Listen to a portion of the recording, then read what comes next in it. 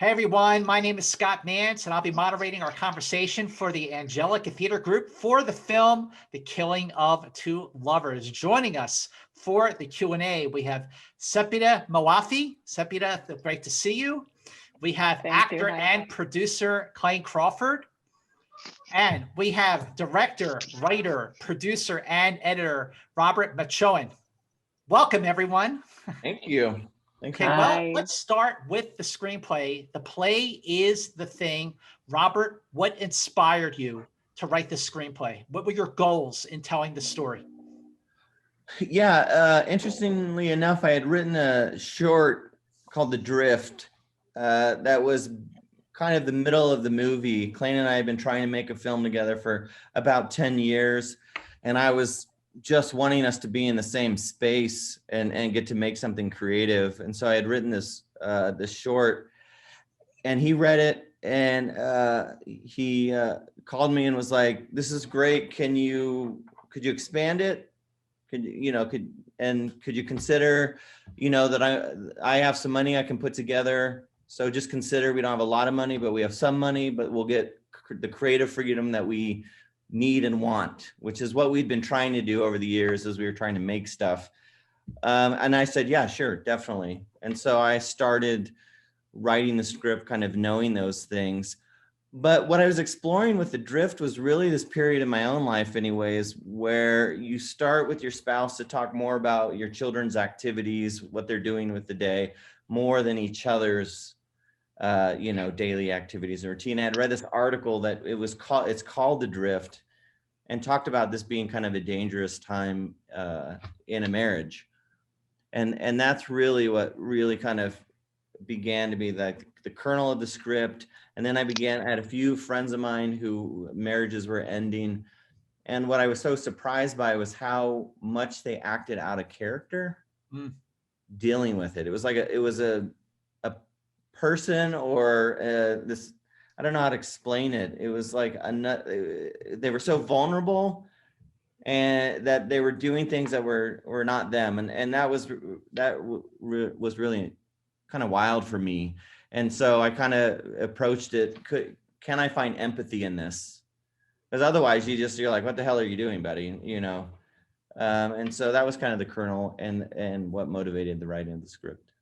Well, the end of a marriage is a traumatizing thing, and nobody knows what that's like until you actually go through it. And Clayne, I wanted to ask you about, just that rawness, the rawness of the film. It is so potent and so riveting, and the conversations that you initially had with Robert and how you were both going to make this movie.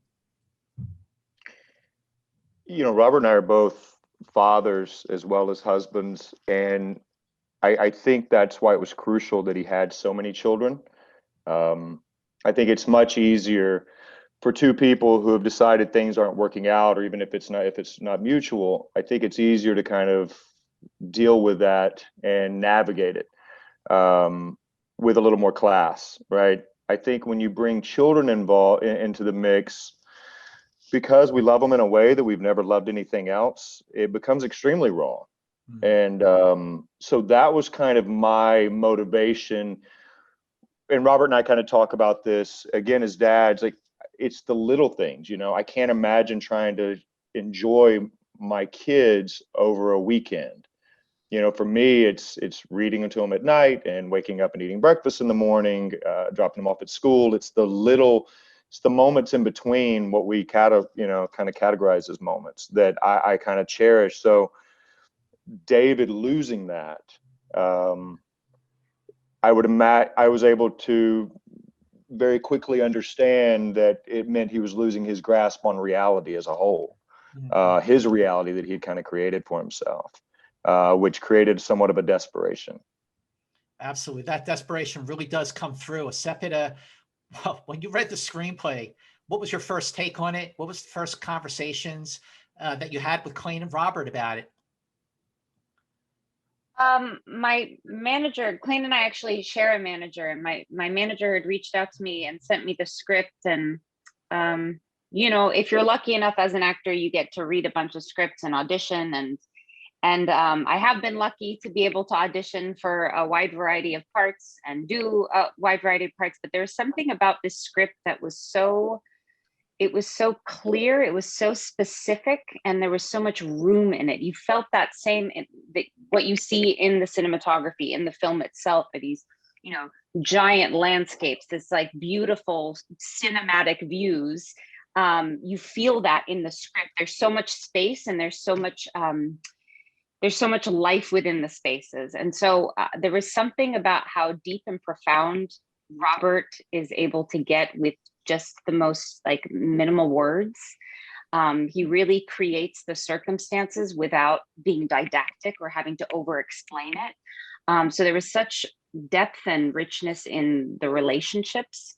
The relationship for Nikki, I'll just speak for myself, and her children, the relationship with her and David. It wasn't a story about two people falling out of love. It was a story of people growing and evolving and changing, their love story shifting and changing and trying to navigate that, and growing apart, but the love doesn't change. And so I just thought that there was so much room in the script for interpretation, for pontification, just that there's just all of this space in the script, and yet it was incredibly specific and rich and detailed. So I personally don't get that very often when I read a script, something that's, yeah, just so full. I got to tell you, so while I was watching the movie, and I, watched it again to obviously refresh, because, it'd been, 16 months. So it is so open, and almost that space sort of makes the solitude of it, the loneliness of it, just the rawness of it feel so much more real. And Robert, I want to ask you two questions. One, why shoot in Utah, and why the 4:3 aspect ratio? Yeah, I mean, I like to shoot where I live. That's always been really important to me. I think every film I've made, for the most part, has been where I lived. And then, of course, the film we just finished is where Clayne lives. So that was exciting. But I like to have a relationship to the space and kind of represent the people that are there. So shooting in Utah was really important to me anyways, to kind of capture that.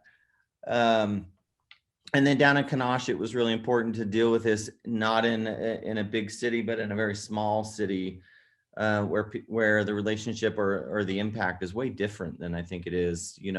Even where I live, if two people separated, they could not run into each other again for the rest of their lives.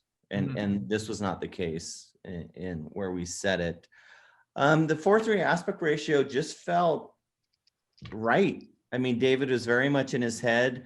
As we framed some of these things wider, when he's in the car, for example, and things like that, it really felt like unnecessary to see the steering wheel, for example, or see the back window. And these things where I was like, it started to be problematic for me to see those things. And I was very much thinking, like, how can we just confine this guy's space, because he can't see very far in front of him either. So by kind of hitting that 4:3 aspect ratio, for me, it was very exciting to really, especially with a lot of the driving stuff, to really express how David really is unaware of the future. And that's where the panic is. Whereas if we had done a traditional aspect ratio, you'd be able to see the window, you'd be able to see the road in front of him, you'd be able to see the road behind him, and kind of capture those things. So for me, it was very, very exciting. We didn't lock it on 4:3 when we shot. So we had options, but the more Clayne and I discussed it, the more it felt like the right thing to do. So with the long takes in this movie, and I love movies that have long takes, because it just makes it feel so much more organic and genuine. So for Clayne and Sepideh, when I ask about, I'm assuming you must have had a whole lot of time to rehearse and prepare for this, so you can really nail those long takes. Clayne, let's start with, an independent movie. You have a ton of time to rehearse, right? Scott, all we had was resources, just at our fingertips at all times. And it was just an easy time to shoot, and we only did one scene per day. So we had a lot of it was, look, we were confined, right? We're in a little bitty town of Kanosh, Utah, which I think at the time was population 350, give or take. The entire town, I think, is 1 square mile. and I could be being generous. And we're kind of somewhat isolated. I mean, the nearest town was like half an hour away in any direction, you know. So for us, we had no distractions, which is extremely important to me. Making a film is that we can kind of find ourselves in a bubble. And with this project, we had rented out. Robert had a buddy of his who's a painter down in Kanash, had this beautiful art studio that was a turn of the century gymnasium that he had bought and kind of converted into his artist loft. And so we all kind of lived there. So, you know, we could walk to the locations. We drove. Robert let me use his truck for the most of the time while we were in town. So I was in my set truck so I could load the kids up and we could ride around, or Seppi and I could go and do the 2 blocks, I think it was, to do the dialogue, so that we timed it out. As soon as I put it in park, you know, she's like, if you thought about getting your own place? And it's like, literally the record skips, right? So we had, and you know, Robert, I don't know if you know this or not, but Robert's kids play the children in the film. So we had access to them 24/7. You know, they were just bumming around, hanging out with us on, you know, driving the golf cart when we weren't using it as a dolly. So yeah, the rehearsal was key, because the dialogue, as kind of Seppi suggested, is so specific, and you don't want to overdo it, right? You just want to let the moment kind of live and breathe. So we ate together and we rehearsed and talked about the material at all times. And that's a luxury that you do not get on films with unlimited resources. Sepideh, what's your take on all of that, especially the whole living in the bubble and being in the middle of basically nowhere in such a small town? Oh, I love it. You know, on big budget productions, they spend so much time and money and resources trying to capture what we were able to do with none of that, you know. And it's really just getting the right people who are passionate about being there, who are curious, who are interested, who are committed, and who really throw themselves into it. And every single person, every single crew member, every single cast member, you know, everybody wanted to be there. And like Clayne said, spend time with each other. And so much of the work was, yes, us actually actively working with each other, but also living with each other, being around each other, listening to each other when we're not talking. And that's a luxury, being able to isolate and get into a bubble with the people that you are making art with. And so, yeah, I mean, it's, in my opinion, there's no better way to do it than to just throw yourself into it, and complete isolation. And Kanash, as beautiful and big as it is, or looks on the screen, it's tiny. And so us being able to spend all this time together and only one another, having only each other, was more than half of the work. You know, because everything on the page is so clear, it's so good. We don't need to add anything. We don't need to overthink anything. And just being present with each other, that was half of the rehearsal process. I mean, Scott, Jonah, the youngest, literally the day that Seppi came into town, climbed into her lap, because of course we all eat in the same, you know, in this art studio. This is our production office. It's our everything, right? It's where Robert lived. And even our DP, because he got scared of ghosts in his place. And Jonah climbed up into her lap and fell asleep, and that was his spot for the 12 days that we shot this film. You know, I think studios, the bigger films, they spend so much money trying to keep us away from one another. We're all isolated in these trailers, and I think that's what Robert and I are finding. Part of the struggle when you do have more money is, how do we keep that intimacy? You know, how do we do? And we try to like avoid trailers, but eventually people are going to want to go hide somewhere, you know. And Robert and I kind of really just dig it when we're all kind of in the dirt and just around. And then there is no big moment that we all have to arrive for, right? We're already here. We're doing it. I've been in these clothes all day. Seppi, you know, was in her clothes. So we would just, and then Robert has such an easy way of kind of saying, I'm ready, or whenever you're ready. That's his action, right? He's like, whenever you guys are ready, you know. And it created this, it was very familiar. I'll say that. That's how I felt throughout the process. Robert, I got a 3-part question for you. One, how long was your shoot? How long was your first cut? And how much did you love having a small crew to sort of piggyback off Clayne's assessment of that? Yeah, so we shot 12 days. Oscar and I got a couple days prior to go down and kind of walk through the film and really kind of imagine it. So that was really helpful. And I had been down there a couple times. So it was really important for me to know the location since it was going to play a really big role. What was the second question? How long was your first cut? Oh, the first cut. Yeah. I think the first cut, well, normally I do an assembly cut. The assembly cut, I think, was 2 hours. And that's with just laying it down. And then I think the first like pass was probably an hour and 35 minutes. And then we trimmed it down kind of from there. And then as far as the small crews go, I mean, I really like having a small crew because everyone knows like what they're doing matters. There's not really somebody, you know, when I was in film school there, we always had to have PAs on set and I don't mind PAs, but they always like, if they weren't necessary, I felt like they always were like, I could do this better. And I was like, always aware that you probably could do it better, yeah, you know? And so there's this weird thing that you're thinking about because they're just standing there where if you can break it down to like only who needs to be there as far as the crew, everyone's focused on their job that they're doing, which is very critical and important. So I prefer, I mean, you know, I would like a little bit larger of a crew. Sure. It's me and Oscar setting up all the lights, you know, so yeah. a gaffer would be great. Key grip would be great. But I do think the pare down aspect of it is important for everybody. I think it's nice for the actors not to have 15 people on their phones behind me and things like that. So in this case, it was a dream.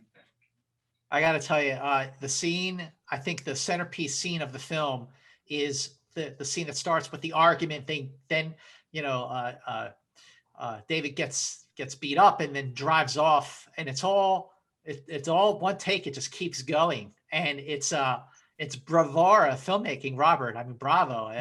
But I want to start with Sepideh. Like, tell us your take on the shooting of that scene.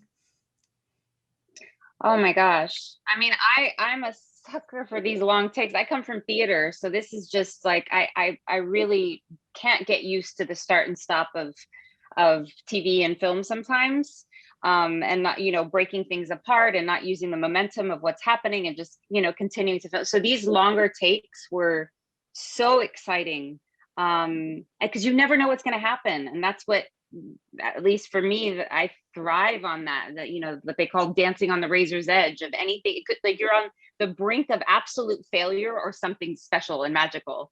And so I love towing that line and being with actors and you know, obviously Robert, who just like thrive on the same kind of energy, same sort of collaboration, where it doesn't, you know, there are certain types of brilliant actors who love to have everything organized, everything set, everything planned out. And if anything goes in a different direction, they'll get thrown off. But both Clayne and Chris are just like, anything that would happen, they'd use it and it'd make everything more exciting and amplify the stakes. And so I just, yeah, I loved it. I wish I can do every project in that style. And even if you don't use it, you edit it down to what you need, but just using that sort of energy and momentum, and then it builds the intensity of the scene. As you can see, it just builds, even in the car scene, you know, so much of that, the longer takes. And it's just, I think it's so beautiful and so real, which is at the heart of what Robert is so committed to doing, is capturing real life and what it feels like, allowing the audience to experience what the characters are experiencing. Absolutely. So, Clayne, your take on the shooting of that scene. Yeah, I agree with Seppi. You know, it's I've kind of always felt like as an actor, you know, we're kind of like old hot rods, you know, and a hot rod in downtown LA at 5 o'clock in the afternoon just doesn't run that well, you know, that stop and go. And yet you get it out 2 o'clock in the morning on the 5 and you open it up heading north and it purrs. And I think we're in that similar kind. I think we're built the same way, that you need to get us going, you know, and the longer the take, you're able to get out of your own ideas and out of your own way, and again, I agree with Seppi in that when you have these limited resources and there's just no time. I mean, you're forced to just trust that inner thing inside of you that, I think makes us all artists. And I think sometimes that gets clouded, and we had nothing clouding what we were doing. So it was, our wonderful makeup artists running over after the hit and the stomps and applying the makeup, on the ground so that I can get up and get into the truck. And then Oscar just climbed into the passenger seat, and we had mapped it out, where we were going to go. And there was this nice open stretch of road that, of course, was never really congested. And there was an open field to the right with no kind of ditch and no obstructions other than large round hay bales, which I thought would be to our benefit if indeed I couldn't see where I was going. But Oscar loaded up, and, we rode, and I ran off the road, and I could kind of hold my head a little bit to where I could see out the corner of this eye, and I could hear Oscar kind of trying not to giggle or panic as I'm bouncing off the road. And I think we only did that one or two times, and we were like, you know what, we're going to have to, this is going to have to either work or not work before someone gets hurt. All right. Last question for Robert. The way you ended this movie, the choice to end it the way you did, and the overall takeaway of the film. I think the overall takeaway is just how difficult love is, like the reality of that, I was thinking about it just earlier today, and I said, I think the only, as I thought about it, I was like, I think the only time love is ever really easy is before you realize you're actually in love with somebody. And then you go, I'm in love. And then that's it. It's a wrestling match in mud, right? Sliding, slipping, falling on each other, accidentally elbowing somebody and being like, whoa, we are at the, and I really wanted to capture the complicatedness of that. I think it was really important. I think one of the elements, if anything, to kind of take away is that complicated aspect of that a marriage is not just the two people involved, it's the children involved as well. And for me, what I love about the ending, even though there is an element of ambiguity in it, there is not for the children. You are not at all ambiguous how the children feel about the fact that their parents are trying to work it out. Absolutely. And that part for me was very critical. You may not know if you're okay with David or Nikki and the decisions they're making. You may be applying your own hardships to that, which are all welcome, but there's no question how the kids feel. Well, Robert and Clayne and Sepideh, just thank you so much for this amazing conversation. Congratulations on The Killing of Two Lovers. Big thanks to the Angelica Theater Group. This movie had its world premiere. It had its world premiere in front of an audience, in a theater, in front of a crowd. And now that we are back to doing that, I think it is a win-win for everybody. So congrats to you. Thank you so much for this amazing conversation, and be well. And guys, thank you to everybody who came and watched the movie. Thanks for getting back out and coming into theaters. It means so much, especially to independent films. So thank you for your support. Agreed.